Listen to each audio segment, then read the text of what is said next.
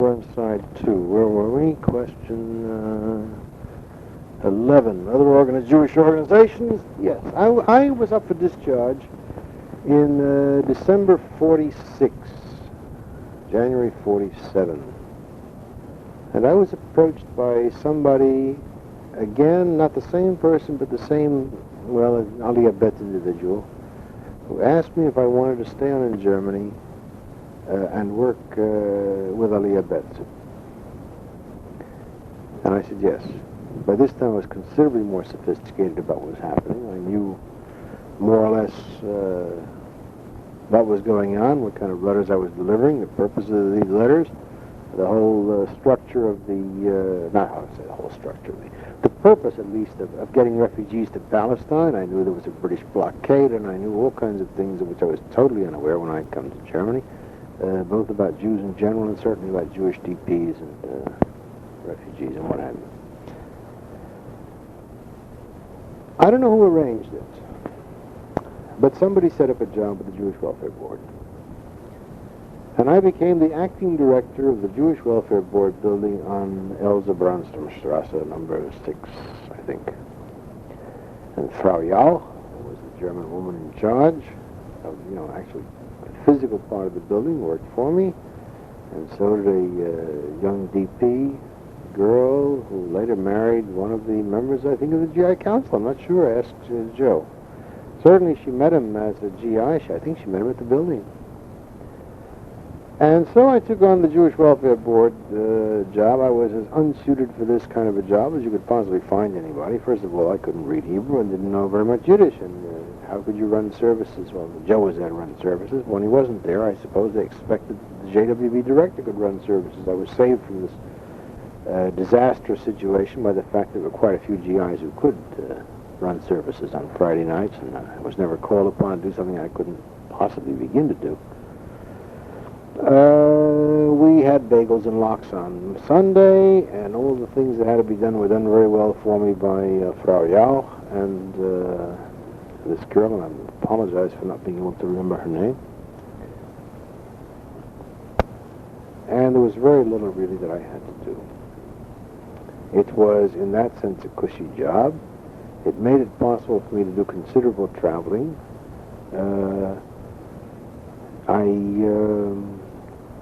I do recall one incident that I shouldn't mention. I don't think anybody else knows about it. I had an uncle. He's still alive. He's very old and somewhat senile, and unfortunately went broke some years later. But he lived in Philadelphia. He was very wealthy. And I wrote to him stating that I needed some money. I didn't tell him why, because I didn't know to what extent the mail was censored, but I let him know that it was for a good cause, and I suppose he asked around, as my mother or father told him that I was involved with Jewish displaced persons, and so he sent me a check for $1,000, which at that time was still worth some money, with the admonition at the bottom, of course, not to tell his wife that he'd done that. And with this check for $1,000, which I turned over in toto to Aliyah Bet, I then went up to Denmark, I believe it was Copenhagen, and bought all kinds of things. I had a 6x6 truck, GMC truck, and a black driver, a sign. I don't remember how the papers were worked out anymore. We went there and we bought diapers. You ever buy $1,000 worth of diapers? And then try to explain to a GI truck driver why you're going to Copenhagen and buying diapers. Well, anyway, $1,000 went for diapers, and they were brought back to Frankfurt, and they were stored in Elsa-Brandstromstrasse, and they were used for the transports of Jews coming through who had babies who were young enough to use diapers, I guess. The distribution being taken care of, again, not by me, but by Aliyah Bet, and the building being used, it was for a long time, before and during and after I was there, or at least I assume after, as a way station, as a storehouse, as a kind of a railroad station for the Aliyah Bet people coming through and the transports coming through Frankfurt. So I had this involvement with the Jewish Welfare Board. I left the Jewish Welfare Board in the summer of 47. Stayed on in various capacities somewhat later and left Germany at the end of 47, went back to Cornell, stayed a couple of months, quit, joined the Haganah, and went to Palestine. That's another story, as I said. 12. Did you ever see where Rabbi Miller was called on to smooth relations between the DPs and the U.S. Army? No. 13. Did you ever help the chaplain collect guns, money, anything to be sent to Palestine? No, not at all. Did you ever work with other American Jewish chaplains? No. How would you characterize the role of the American Jewish chaplain during this period? 44-48. How would you characterize the role of the American Jewish chaplains with whom you had contact? Well, I can't really answer very much to that. It gives me a chance to tell you my favorite story, though, and I'll relish it for that purpose. I can't characterize the role of the chaplain because the only chaplain who I knew closely was Yosef, and I've told you what I know about him. The other chaplains with whom I came in contact, there was really only one. Well, I kept running into Friedman, although we had no official relationship with each other. And I did have one interesting business with Phil, oh God almighty, what the hell is his name? He's in Rochester.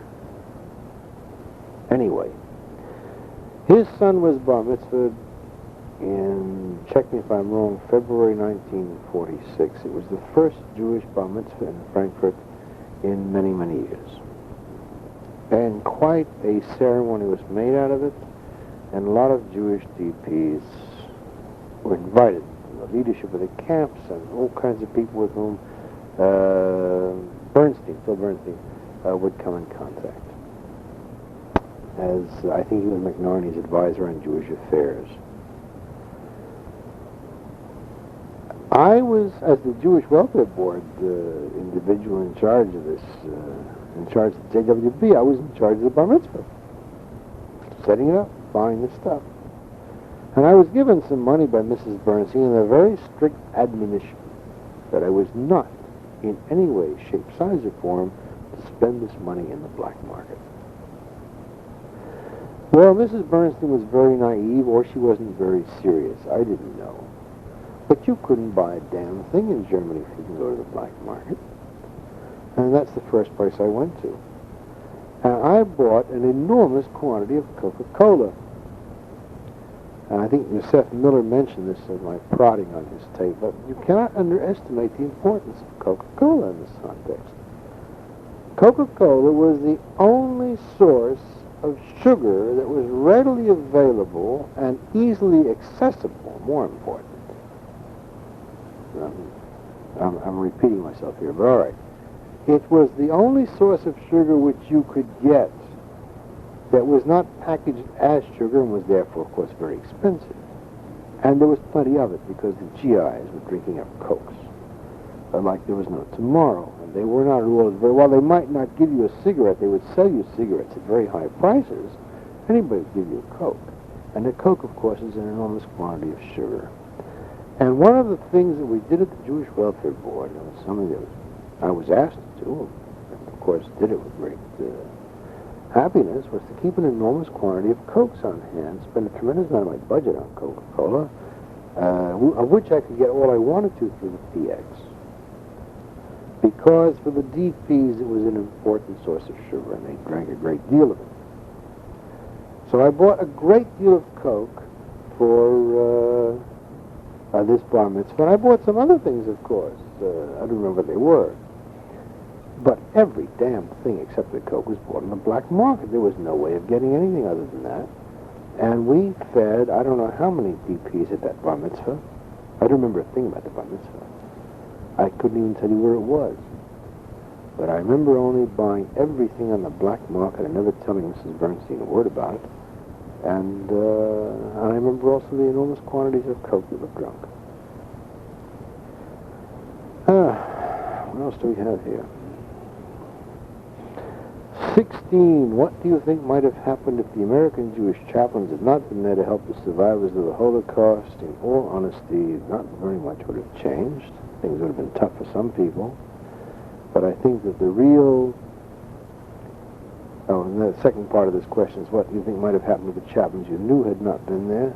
things would have been tougher for the DPs. Things would have not been done so quickly. Some people would have died of cold, or hunger, or starvation.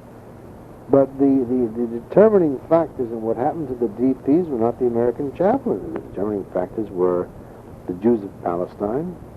There was the immigration or lack of immigration laws of the various Western countries. Now, there was a tremendously negative reaction to Jews on the part of other DPs, at least so I observed it. There was the Kielce pogrom. There were all kinds of factors operating over which the chaplains had absolutely no control whatsoever. What they did, in effect, I think, and maybe Meyer Abramowitz and a few others played tremendous roles that I'm unaware of. I could be unfair to them. But the American chaplain served as a palliative, as a means of easing the crisis rather than solving it. The crisis was solved later by the creation of Israel and the emptying out of the DP camps. I can't, also, I'm not being fair, things may have happened because of the chaplains before I got to Germany. When I got there, the people were out of the concentration camps, and the path to recovery was already, they were already on the road to recovery. Those who had wanted to go back to Eastern Europe had already gone back. Of course, many of them would have come back west again. But I got there after those first weeks of the shock of finding out about the camps and opening them up and trying to save the survivors, at which point the chaplains may have done the yeoman service. I simply don't know. 17, how would you characterize the role of the American Jewish chaplain in regard to the GIs you knew? Was Rabbi Miller and others with whom you may have worked an initiator? Joe certainly was an initiator, no question about it.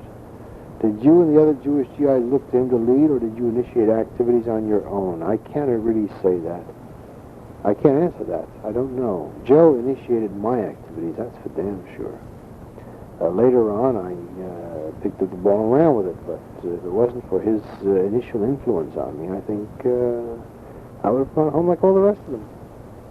Not all the rest of them, but most of them, rather untouched by what I saw. Emotionally involved, perhaps, but not willing to do very much about it. And picked up the threads where I left them in the States and continued with whatever I was doing in my civilian life. It was Yosef's influence on me that led me in the end to go to Palestine. To get involved with Jews in Germany, and to go to Palestine, to join the Haganah, and to make my home there for many, many years, and hopefully, please God, to do it again. How would you characterize your efforts? That's a difficult one to answer. With all due modesty, I did not make any great impression. I did not save any lives. I made things easier for some people. I had some adventures which I suppose made more of an impression on me than they did on the Jews of Europe.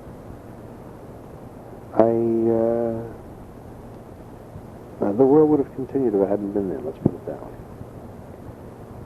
18, is there any area which I have not touched on that you feel should be discussed? I think there are a couple of areas where you might start asking questions, although I suspect you've probably already done so. They simply don't have much to do with me. I think one of the areas that ought to be investigated, and I hope we get a chance to do some work on it, is the whole question of the clash between the Haganah and the Beitar, or the Etzel, and in particular with relation to the SF Ben Hecht. I know that this is really, the whole chaplain business is rather peripheral to this. But I think somebody, and maybe Yehuda Bauer's done it already. I don't know, I haven't read Bauer's book on the Aliyah Bet. Don't tell him I said so. But it seems to me that somebody ought to look into the effect that the sailing of the Ben Hecht with its tremendous attendant publicity had upon the success or lack of success of the Haganah in running Aliyah Bet.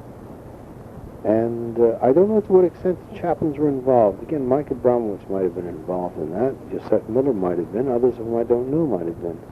I would like to know very much what Friedman and Bernstein and others were doing there at the top of the ladder, so to speak. If you can get Friedman to talk, for all that he's the world's biggest egotist, you may learn an awful lot. Bernstein is certainly worth interviewing, and whoever preceded and followed him, because these were the people who were dealing directly with the high command. Who was it, for example, who influenced the Americans to making their statement after Kiel that they would welcome any Jewish immigrants who crossed the border into the American zone? It seems to me that McNarney, if it was he, I don't remember,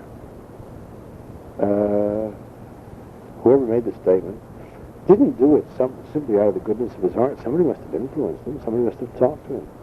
The people who were there were either the joint or the chaplains, or both, or somebody I don't know about.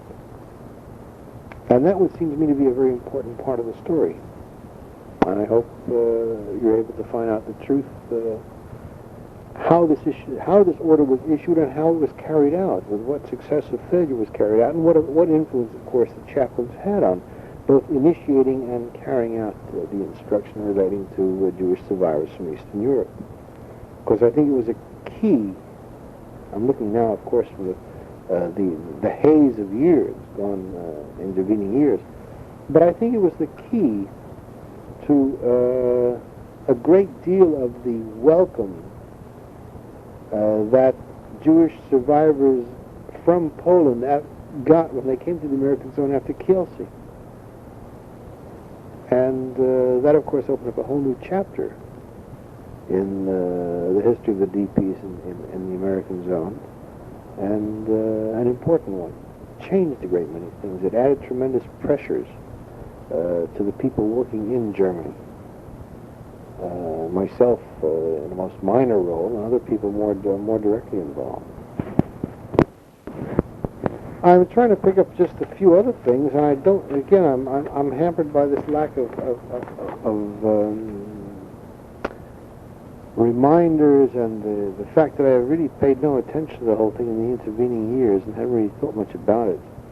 And thirdly, by the fact that I really do not want to discuss areas of Aliyah Bet which are not related to the chaplains or to the GI Council.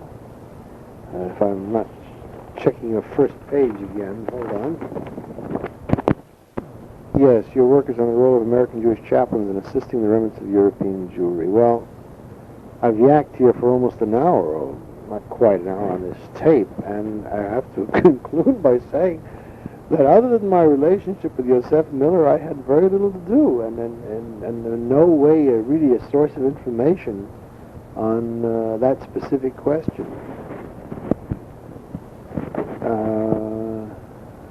As far as the National Jewish Welfare Board is concerned, if you're working with Aryeh Lev, I suppose they have things like the payment statements and whatever report,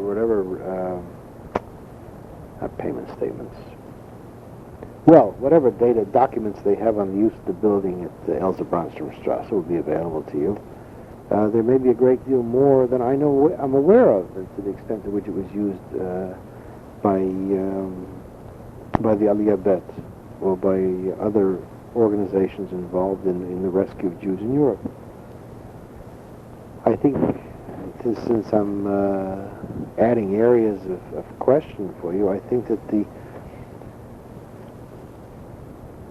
I'm not sure if the JWB played a role. I don't think these organizations, these so-called peripheral organizations like if the Jewish war veterans were there, I don't know, but the JWB, JWB was involved with American soldiers. The Joint was involved with DPs. There may have been individuals like myself who worked for these peripheral organizations who were involved up to their necks in work with DPs. And I am sure there were quite a few who had no involvement at all. I cannot think of the man who was in Heidelberg, Jesse something or other, I think his name was, an elderly man at the time, who had been in Frankfurt. I think I succeeded him, and he went down to Heidelberg, and he was really my boss in Heidelberg, operating from there for the months that I was with the JWB. But he may have done something. I really don't know. I had the feeling that he wouldn't. That's my memory after all these years. He was not very much involved in Jewish activities. Anyway, that's it. And if you have any specific questions, I'll be glad to answer them. I hope this is of help to you. And I'll send this tape and the other 3 back to you tomorrow.